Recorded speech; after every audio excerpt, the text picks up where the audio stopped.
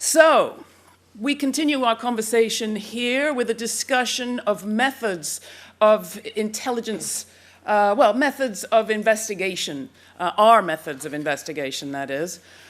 We have folks who have revealed police collusion in state killings. We have folks who have figured out how to both reveal and protect health data. We have a person who will give you basically a how-to do some of this intelligence gathering. And then we have some guy who leaked the Pentagon Papers. I want to welcome Daniel Ellsberg to our panel.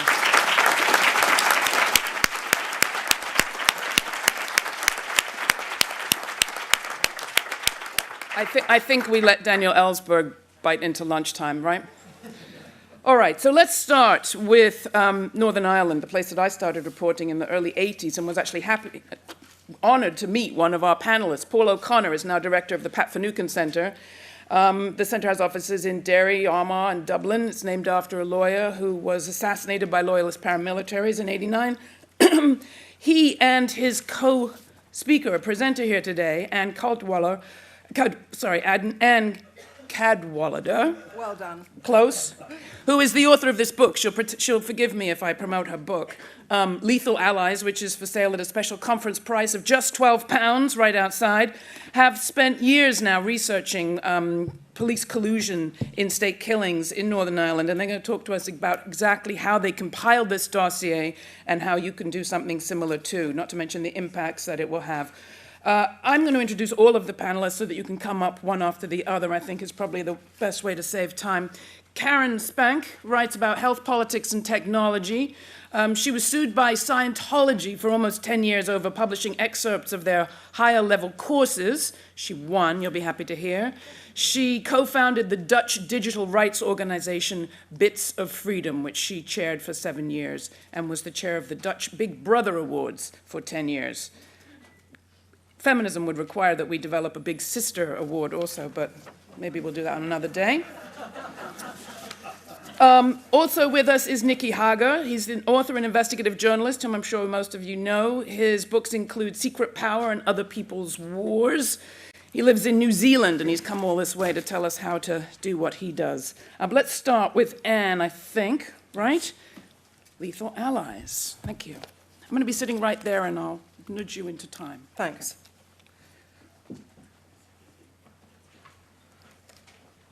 Great.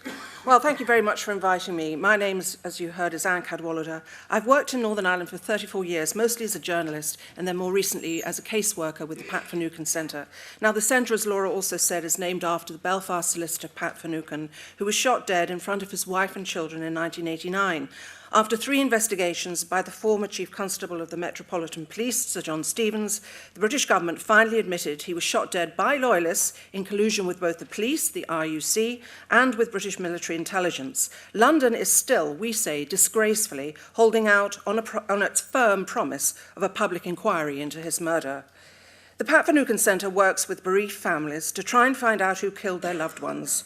We believe London's failure to uphold the rule of law was the single most significant cause of the conflict in Northern Ireland. London has, however, always been very assiduous in covering its tracks in Ireland. The historian, Professor James Bowyer-Bell, said nothing has been spared: resources, intimidation, loyalty, greed, and patriotism in this endeavour. In the last resort, he says, London simply denies the evidence.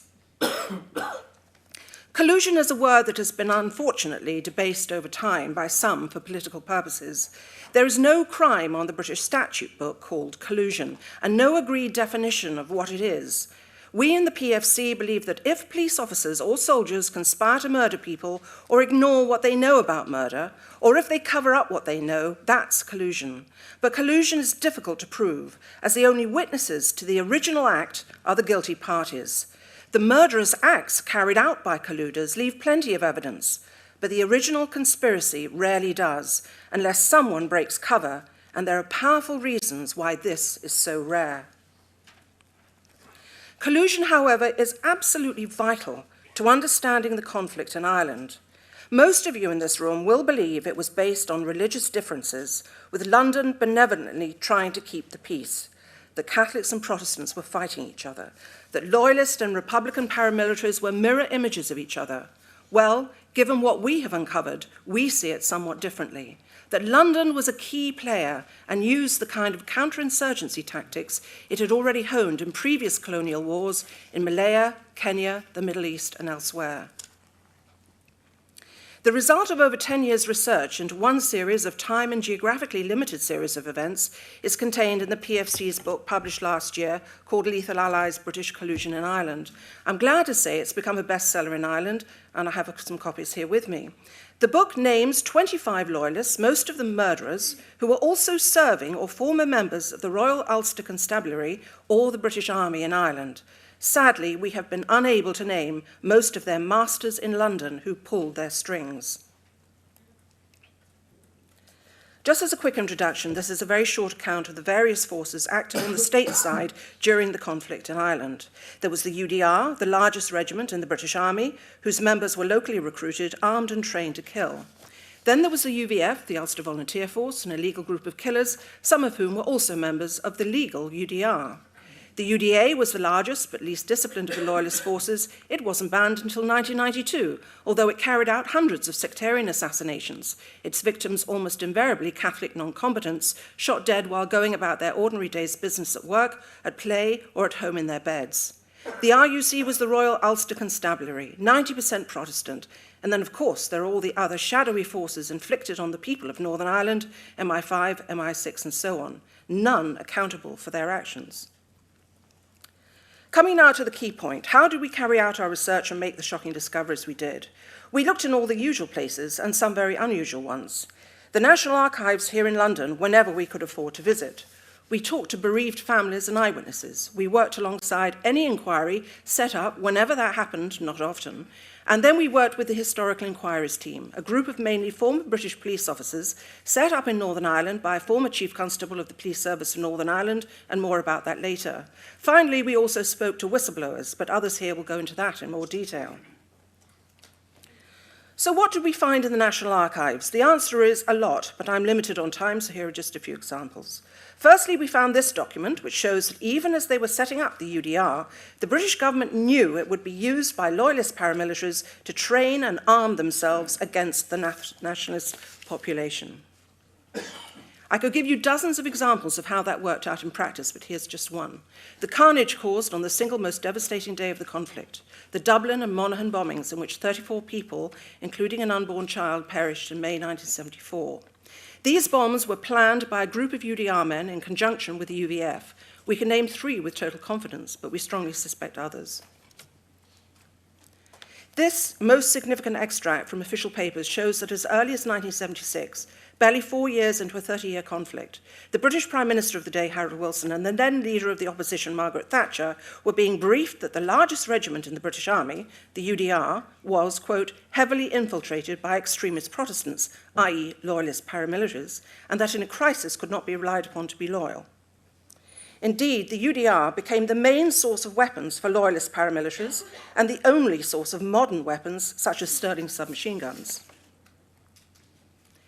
Sterling submachine guns, such as the one used to kill these 11 people, including the father of my colleague at the PFC, Alan Brecknell. It orphaned 5 children and left 19 fatherless. There was not even an investigation into its disappearance. Our second source was the families to whom we spoke, many of whom had never been asked before to say what they'd seen at the time of the attacks. They confirmed the paucity of the original police investigations and on several occasions were able to give us key corroborating information about perpetrators. Our third source was, believe it or not, old newspapers. When you have no access to confidential police information, you have to take what you can find. In the triangulation process, where you're trying to corroborate information from elsewhere, old court reports can help identify who was picked up and questioned, who was charged, who was acquitted or convicted, and that can be vital. Our fourth source was the Barron inquiry in Dublin into the Dublin Monaghan bombings. As an official government inquiry in the south, it had limited access to RUC data in the north, and we gained massively important ballistic evidence linking the bombs in Dublin and Monaghan to a string of other murders north of the border. Mr. Justice Barron concluded it was neither fanciful nor absurd to believe that members of the RUC and British Army were involved in mass murder, and that it was also likely that individual members of both organisations either took part or planned mass murder. Mind you, London is still withholding massive amounts of intelligence and other documentation, which it refused to provide to the Barron inquiry, so there may be more to come if we ever get to see the papers. This is the kind of diagram that my colleague Alan Brecknell managed to draw up after the Barron inquiry. It links perpetrators and weapons through the series of murders we were investigating and established they were indeed all carried out by permutations of the same gang. Then we come to the HET again. Its senior officers had supposedly unfettered access to RUC archives. The PFC took a decision to engage with the HET, although other human rights groups decided not to become involved. The HET was a deeply flawed truth recovery mechanism, but so far it has been the only one. One of the most incriminating cases the HET investigated was the bombing of the Step Inn in the village of Cady. They found evidence that RUC Special Branch knew of the bomb, had the gang under surveillance, but allowed the attack to go ahead, killing 2 people and injuring a further 30. Then there's the case of the 4 families whose loved ones were killed in a double-bar gun and bomb attack in '75. They believed for 3 decades the man responsible was a cheese processor. The HET revealed that he was in fact a serving police officer. After 5 years of work combing through the archives, the HET, which remember consisted of former police officers, mainly from England, concluded these events should have sent alarm bells ringing all the way to the top of government, yet nothing was done and the murderous cycle continued. Furthermore, the HET said in a separate report, this cannot be blamed on a few rotten apples, as the British government and unionists often claim. No, they said, their investigations had the potential to validate claims of widespread and routine collusion. So we come to whistleblowers. This will be a whistle-stop tour of that, as others are dealing with this topic. We had evidence from 3 with varying standards of credibility. We had evidence from 1, Colin Wallace, a former British Army press officer, about this man, Robin Jackson, possibly the most prolific killer during the entire conflict, who was also an RUC agent. If you look at our website, you'll find more about him. This slide shows you Colin Wallace's own handwriting dating back to '74. He's talking about Robin Jackson's involvement in the murder of a Catholic trade unionist and father of 3, Pat Campbell, the previous year. Charges, wrote Wallace, against Jackson were dropped following RUC's special branch intervention. Thank you for listening, and I'll take questions later.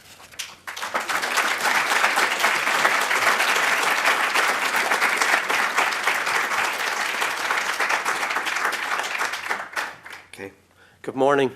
You'll see from that presentation that Anne spent many years as a very experienced journalist. I didn't, so my presentation might be a bit slower. My job this morning, I think, is to give you a taster of some of the other work that we're involved in. I think Anne has outlined very well the work that we've done around the issue of collusion between Loyalist paramilitaries and the security forces. And I just want to give you a taster of some of the other documentation that we've found in the National Archives in Kew. And we have over 10,000, 12,000 declassified documents in our offices. So what we're doing today is really just giving you the briefest of a tour through that, of some of these documents and some of the issues that arise through that. However, returning briefly to the issue of Pat Finucane, sometimes even private, secretive reviews reveal damning new evidence. And we had the De Silva review into the murder of Pat Finucane. This review was ordered by David Cameron when he met Pat Finucane's family 2 years ago. That review, although extremely limited, revealed that between 87 and December 89, there was 270 separate incidents of security force leaks to Loyalist paramilitaries. According to MI5 itself, 85% of the intelligence material in the hands of the largest Loyalist group, the UDA, came from security force sources. And according to the same report, it was the police, the RUC, who suggested Pat Finucane as a murder target for Loyalist paramilitaries. This is a diagram from his report, from his December 2012 report, where we see the source of some of these leaks. 8% from the Army, 27% from the homegrown regiment of the British Army, the UDR, which was the largest regiment in the British Army, 4% from Special Branch, 19% from the police, and 41% unknown. So when we hear the Retired Police Officers Association tell us that there is no actual evidence of collusion, these are the official reports, the official documents. So I want to just take you on a very brief tour through some of the other kind of documentation we find.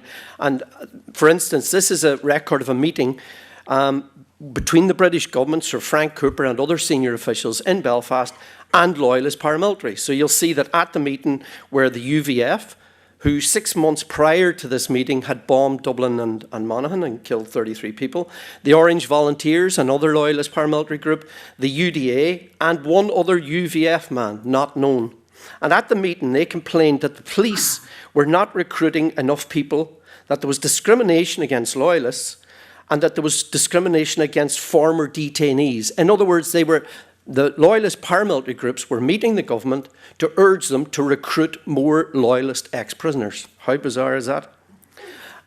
Another document that we find at the time, and by the way, we've dozens of these documents to back this up, it's not one document, is that the Ministry of Defence at the time must have been the only Ministry of Defence in Western Europe or in NATO to have a series of documents called Arrest Policy for Protestants.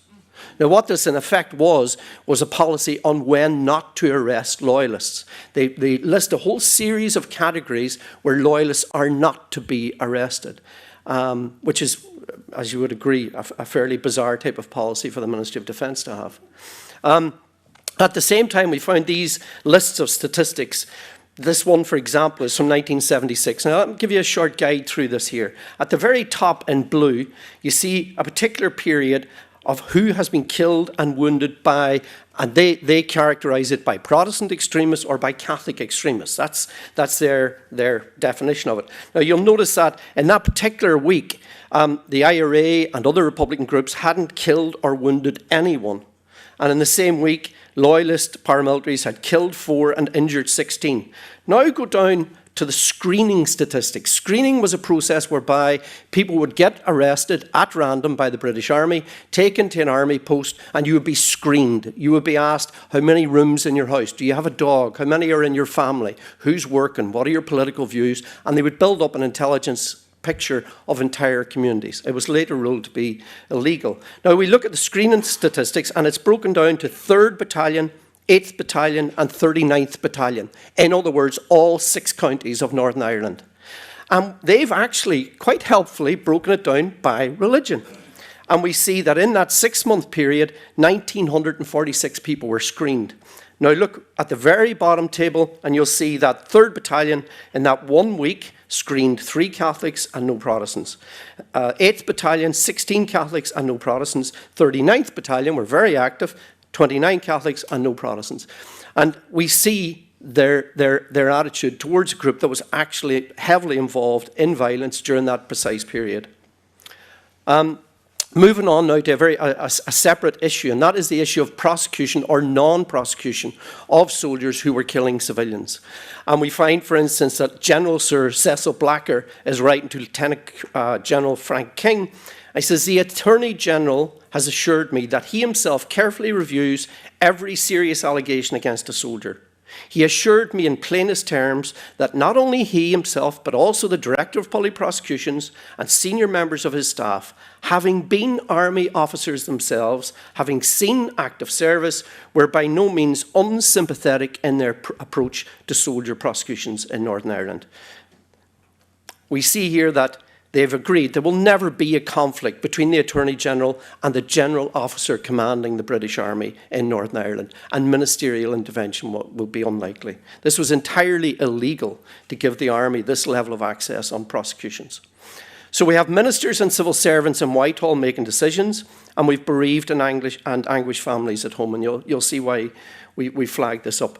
This is one case where we found the papers in the case, and it involved the killing of a man called J.P. Cunningham, who was seen, and you'll see in the army log down below, believed to have a mental age of 10 years of age. He was a vulnerable adult. In the regimental log, they referred to him as the village idiot. You see here that he was terrified of soldiers.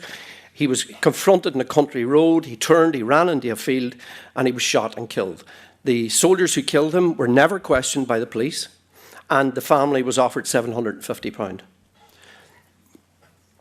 Move on to another case. This involved a child that was killed, and the family of the child, he was a 12-year-old, were seeking £1,000 compensation. And in this case, a civil servant here in Whitehall ruled that the accepted rate for a minor is £750. In this case, involving a man called Christopher Quinn, it's quite an interesting case because the legal advice in this case was that Christopher Quinn was entirely innocent, that he was unarmed, that he'd left behind 5 children, and therefore the case was valued at £10,000. But the counsel for the Ministry of Defence said that the family was willing to accept £750 because they were going to be forced to go into court and the onus should be put on the plaintiff, as they said. In effect, they got £500. So these are the type of documents that we find in the archives. During the conflict, over 350 people were killed by the British Army, some 300 plus by the Army and 50 plus by the RUC, while on duty. As Anne has pointed out, there were many, many instances where people were killed by police officers or soldiers who weren't officially acting in that capacity, but were acting as loyalist paramilitaries. No member of the police was ever convicted of murder. 4 soldiers were convicted, but all were released within 5 years of their life sentence, and all 4 were allowed to rejoin their regiments. Come now to the issue of rubber and plastic bullets. 3 people were killed by plastic bullets, or by rubber bullets in the early 1970s, and 14 were killed by the subsequent plastic bullets that were introduced. 8 of the victims were under 16 years of age. We find documents from a medical committee whose job it was, whose legal responsibility it was, to advise government ministers on the safety of plastic bullets. They're based at Portendown Chemical Weapons Establishment. And it is their statutory duty to do this. And they are telling us in the correspondence that they are unable to provide such safety advice because the Ministry of Defence is not telling them what are the extent of deaths and injuries on the streets of Belfast and Derry. We also see in the correspondence that all plastic bullet guns that were in use in Northern Ireland were faulty, according to the Safety Committee of Portendown. We're not talking a small number here. In 1981-82, there was 30,000 fired that year during the hunger strike. So the plastic bullet guns are faulty, but they're not replaced for a further 5 years. For instance, in 1982, Stephen McConaughey was killed. They claimed at the time at the inquest that that particular gun was faulty. In fact, they knew that all their guns were faulty. Now, I don't want to divert attention from the fact that a soldier shot him at point-blank range, and it's the soldiers responsible. That case is reopened, by the way. One of the documents that we found in the archives was a letter from the Chief Constable of the RUC following a query from the Prime Minister here in London about the amount of people that were coming out of the dedicated interrogation centres with very serious injuries. And he wrote this memo, the Chief Constable of the Police, which is worthy of Monty Python, and it's about the self-inflicted injuries. You see, these clever IRA people, they inflict these injuries on themselves. Some of the injuries that he talks about are feigning illness and attempting to fall off a chair during interview, scratching your wrist with a pin, throwing oneself on a floor, thereby causing injury to the face. Can you imagine how difficult it is to throw yourself on the floor and not use your hands to stop the fall? I mean, those Irish are so devious. Throwing oneself down a flight of stairs, cutting a wrist with a plastic knife, injury to neck by self-strangulation. I don't know what the police are doing while this is happening. Banging your head and wrists on a table, causing a nosebleed, punching one's own face, poking one's own eyes, and so on. Self-burning with cigarettes, burning your limbs on hot radiators, scratching with nails, and poking nails into ears. This is the Chief of Police, the Chief Constable. This is his answer back to the Prime Minister on the self-inflicted injuries, I ask you. So moving swiftly along. The very final issue we come to is that of the hooded men, which the hooded men concerns the case of a number of men who were subjected to in-depth interrogation following the introduction of internment. And this involved 5 particular methods of interrogation, including hooding, wall standing, white noise, and so on. The men, when they were finally released from internment, sought damages from the government and took legal action, and this is the legal advice that came back. Her Majesty's government sought the very best legal advice on the civil actions, which claimed wrongful arrest, trespass, conspiracy, and so on.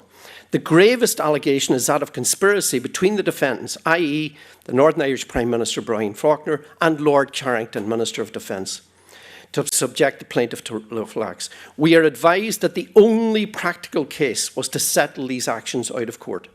Why? Because they knew that they would otherwise face very serious charges. The Irish government, as a result, took this case to the European Court of Human Rights. It was the first interstate case to go to the court, and it was the only case to run its full length through the European Court of Human Rights. In 1978, the European Court of Human Rights ruled that the treatment of the men was inhumane, degrading, but not torture, because there was no evidence of command responsibility. There was no evidence of ministerial involvement. There was no evidence that it was a policy. So in the archives, we began to find documents. We went to Irish State Television earlier this year and finished we went to Irish State Television. They looked for further documents and came across the following memo from the Secretary of State for Northern Ireland in the mid-1970s, Merlin Rees, where he said, "It is my view that the decision to use methods of torture," he's quite clear that it is torture, was taken by ministers, in particular Lord Carrington, then Secretary of State for Defence. He's quite clear about that. So after the programme, we and others approached the Irish government, and last week they approached the European Court and asked for the case to be reopened. Now, the case is highly significant because this judgment in the European Court that this was not torture but was ill-treatment has been used by the Israeli Supreme Court to justify the treatment of Palestinians, and it was used extensively in the torture memo that was supplied to President Bush in the run-up to the Iraq War. And there's every hope now that that judgment can be overturned. Thank you.